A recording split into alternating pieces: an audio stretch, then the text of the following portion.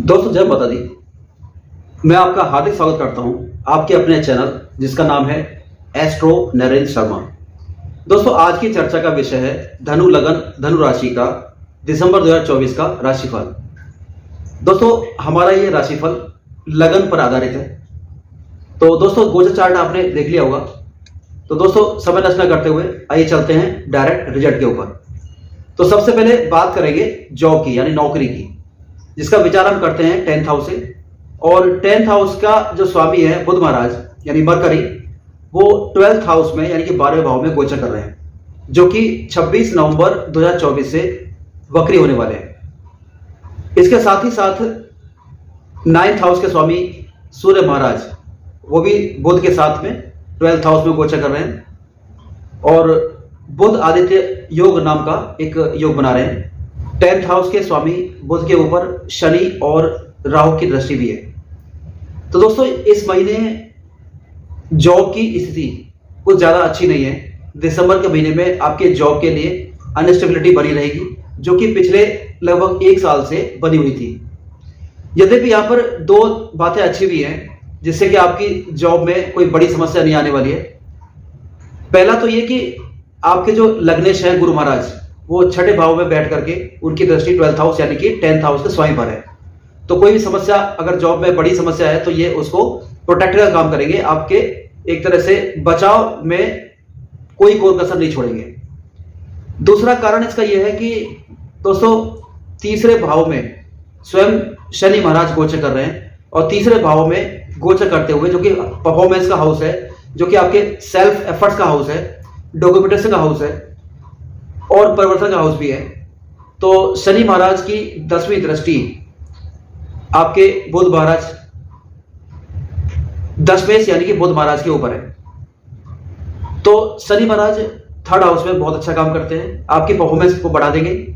और शनि महाराज की डायरेक्ट 7वीं दृष्टि भाग्य के ऊपर भी है, तो ये आपके भाग्य को भी स्टिमुलेट करेंगे। तो कुल मिला के यहाँ बोल सकते हैं कि आपके जॉब की स्थिति कुछ उतार चढ़ाव वाली रहेगी, क्योंकि केतु महाराज भी 10वें भाव में विराजमान है विगत 1 साल से। दोस्तों 9th हाउस के स्वामी सूर्य का 12th हाउस में यानी कि 12वें भाव में गोचर करने से ये निष्कर्ष निकलता है कि जो जातक विदेश की यात्रा करना चाहते हैं या जिन्होंने विदेश की यात्रा के लिए अप्लाई किया हुआ है, किसी जॉब के लिए, किसी व्यापार के लिए या घूमने के लिए, या फिर एब्रॉड में सेटलमेंट, फॉरेन सेटलमेंट के लिए जिन्होंने अप्लाई किया हुआ है, तो यहाँ पर ऐसा योग बना हुआ है कि ऐसे जातकों को विदेश में अवश्य सफलता मिलेगी। दोस्तों बात करते हैं व्यापार की। तो व्यापार के स्वामी यानी कि बुध महाराज सेम कंडीशन है, जो कि 10th हाउस के स्वामी भी हैं और आपके 7वें भाव के स्वामी भी हैं। 12th हाउस में यानी कि 12वें भाव में गोचर कर रहे हैं, सूर्य के साथ बुध आदित्य योग बना रहे हैं और सेम उन्हीं की तरह राहु और शनि की दृष्टि भी बुध और सूर्य के ऊपर है।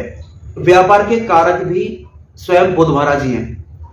तो यहां पर केतु के 10वें भाव में बैठने से यद्यपि व्यापार में कुछ समस्याएं, कुछ उतार चढ़ाव आपके अवश्य आए होंगे और मार्च 2025 तक ये आते रहेंगे, लेकिन फिर भी जिन जातकों का व्यापार विदेश में है या दूर स्थान से है, तो उनके लिए ये लाभ की स्थिति रहेगी, क्योंकि यहाँ पर उनको विदेश से कुछ क्लाइंट मिलने का उम्मीद है, कुछ एक्सपोर्ट इंपोर्ट में बढ़ोतरी होने की उम्मीद है और जो मल्टीनेशनल कंपनी में काम करते हैं उसमें बढ़ोतरी होने की यहाँ पर उम्मीद है।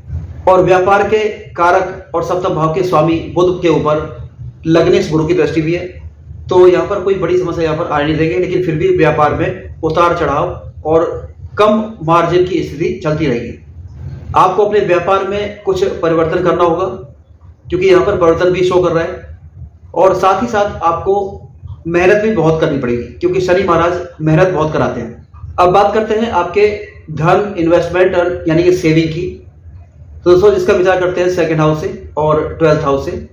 2nd हाउस में 2 दिसंबर को शुक्र महाराज, जो कि धन के कारक हैं, उनका गोचर हो जाएगा मकर राशि में, जो कि धन के लिहाज से बहुत ही शानदार योग है। और साथ ही साथ आध्यात्मिक धन के कारक गुरु महाराज की 9th दृष्टि भी 2nd हाउस यानी धन के भाव पर है, शुक्र के ऊपर है। तो यहाँ पर यह निष्कर्ष निकलता है कि आपका धन आएगा, धन का फ्लो अच्छा रहेगा, कैश फ्लो अच्छा रहेगा। और यहाँ पर शुक्र महाराज क्योंकि 2 नंबर के तरीके से भी धन दिलाने में सहायता करते हैं, लेकिन क्योंकि गुरु महाराज की दृष्टि भी है और वक्र दृष्टि है शुक्र के ऊपर धन के स्थान पर, तो यहाँ पर आपका कोई भी कार्य यदि 2 नंबर से हो रहा है या आप करने की कोशिश कर रहे हैं तो प्लीज मत कीजिएगा, क्योंकि यहाँ पर गुरु महाराज की दृष्टि है, यहाँ पर आपको गुरु महाराज समस्या खड़ी कर सकते हैं। सेकंड हाउस के स्वामी यानी धन स्थान के स्वामी स्वयं शनि महाराज हैं, जो कि अपनी मूल त्रिकोण राशि कुंभ में विराजमान है और राहु के नक्षत्र में विराजमान है। स्वयं थर्ड हाउस में शनि विराजमान होने से और राहु के नक्षत्र यानी शत दिशा में गोचर करने से और राहु की स्थिति केंद्र में होने से, चतुर्थ भाव में होने से, स्ट्रॉन्ग होने से यहाँ पर आपके जो धन का स्रोत है यहाँ पर और अच्छा हो जाएगा और मेहनत के द्वारा आप धन की प्राप्ति कर पाएंगे। यहाँ पर धन की सेविंग तो होगी, लेकिन यहाँ पर संकेत ऐसा मिल रहा है कि आपका जो भी धन आएगा यदि आपने उसको इन्वेस्टमेंट नहीं किया तो धन चला भी जाएगा, क्योंकि राहु स्वयं गोचर कर रहे हैं चौथे भाव में और चौथा भाव है भूमि भवन वाहन का। तो ये संकेत मिल रहे हैं कि आप अपना इन्वेस्टमेंट भूमि भवन या वाहन में आप करेंगे तो आपके लिए पॉजिटिव रिजल्ट लेके आएगा। अब बात करते हैं आपके इन्वेस्टमेंट की, तो इन्वेस्टमेंट का विचार करते हैं 12th हाउस से और सेकंड हाउस से, दोनों को मिला के करते हैं। 12th हाउस के स्वामी मंगल महाराज अष्टम भाव में गोचर कर रहे हैं, जो कि अपनी नीच राशि कर्क में गोचर कर रहे हैं। यद्यपि चंद्र के गोचर के कारण ऑलमोस्ट पूरे महीने मंगल का नीच भंग होता रहेगा, लेकिन फिर भी क्योंकि मंगल एक फायर की राशि है और मंगल गोचर कर रहे हैं एक जल तत्व की राशि कर्क में, तो यहाँ पर आपकी जो एनर्जी है वो यहाँ पर आपको वीक दिखाई देगी, एनर्जी यानी कि इन्वेस्टमेंट में भी और अन्य कार्यों में भी। और 12th हाउस के स्वामी क्योंकि अष्टम भाव में गोचर कर रहे हैं, तो यद्यपि ये एक विपरीत राजयोग का निर्माण कर रहे हैं, लेकिन फिर भी अष्टम भाव एक सडन लॉस सडन गेन का भाव है, तो यहाँ पर आपका इन्वेस्टमेंट पूरी तरह से रिस्क पर रहेगा। तो यहाँ पर इन्वेस्टमेंट बहुत सोच समझ कर रहे हैं। साथ ही साथ आपको हमेशा ये भी याद रखना चाहिए कि 12वें भाव पर शनि और राहु की भी दृष्टि है, जो कि सडन गेन सडन लॉस के कारक हैं। आइए बात करते हैं आपके स्वास्थ्य की। तो लग्नेश गुरु यानी जुपिटर छठे भाव में, जो कि रोग का भाव है, उसमें गोचर कर रहे हैं और छठे भाव के स्वामी शुक्र महाराज सेकंड हाउस में गोचर कर रहे हैं।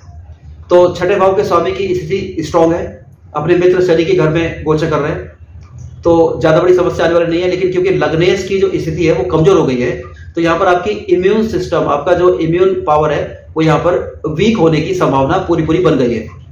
इसके साथ ही साथ स्वास्थ्य के कारक सूर्य महाराज 15 दिसंबर तक 12th हाउस यानी कि 12वें भाव में बुध के साथ गोचर करेंगे और 15 दिसंबर को वो लगन में आ जाएंगे। तो 15 दिसंबर तक आपको स्वास्थ्य के प्रति सचेत रहने की आवश्यकता है। और साथ ही साथ मंगल महाराज भी अष्टम भाव में गोचर कर रहे हैं, अपनी नीच राशि कर्क में गोचर कर रहे हैं।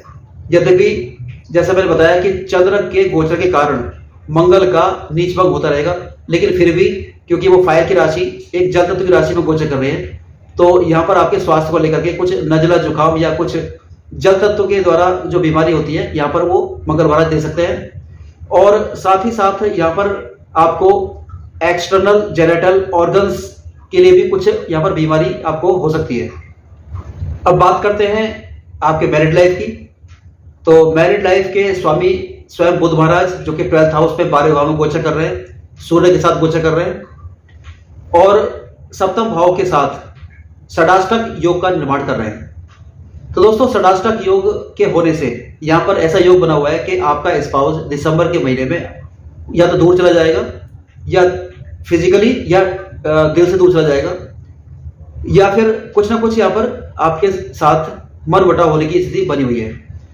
दोस्तों मनमुटाव होने की स्थिति तब ज्यादा स्ट्रांग होती है जब ये योग आपकी कुंडली में भी बना हो, सप्तम भाव डिस्टर्ब हो, सप्तम भाव का स्वामी 6-8 में बैठा हो, या फिर पापाग्रंथ होकर के या फिर पाप प्रभाव में होकर के बैठा हो। यद्यपि शुक्र की स्थिति स्ट्रांग होने से ज्यादा कोई बड़ा इफेक्ट नहीं पड़ेगा, लेकिन छोटे मोटे खट्टे मीठे अनुभव आपको होते रहेंगे। अब बात करते हैं आपकी शिक्षा की। तो शिक्षा के भाव के स्वामी मंगल महाराज अपने नीच राशि कर्क में अष्टम भाव में गोचर कर रहे हैं, जो कि इस बात के सूचक है कि दिसंबर 2024 के महीने में आपकी पढ़ाई यहाँ पर कुछ डिस्टर्ब होने की योग दिखाई दे रहे हैं। यद्यपि शिक्षा के कारक बुध महाराज पर ज्ञान के कारक गुरु महाराज की दृष्टि है, तो ये एक अच्छा योग है। लेकिन 26 नवंबर 2024 से बुध महाराज वक्री होने वाले हैं, तो 26 नवंबर 2024 से 16 दिसंबर 2024 तक वक्र अवस्था में रहने के कारण आपकी शिक्षा में व्यवधान अवश्य आएगा, ऐसा योग यहां बना हुआ है। जो जातक कंपटीशन की तैयारी कर रहे हैं, यानी कि किसी प्रतियोगी परीक्षा की तैयारी कर रहे हैं, या जो खिलाड़ी जातक किसी खेल प्रतियोगिता के लिए प्रैक्टिस कर रहे हैं, तैयारी कर रहे हैं, ऐसे जातकों के लिए यहाँ पर काफी बूस्टअप मिलेगा। और गुरु महाराज के छठे भाव में गोचर होने के कारण यहाँ पर उनको प्रतियोगिता में सफलता मिलने का योग दिखाई दे रहा है।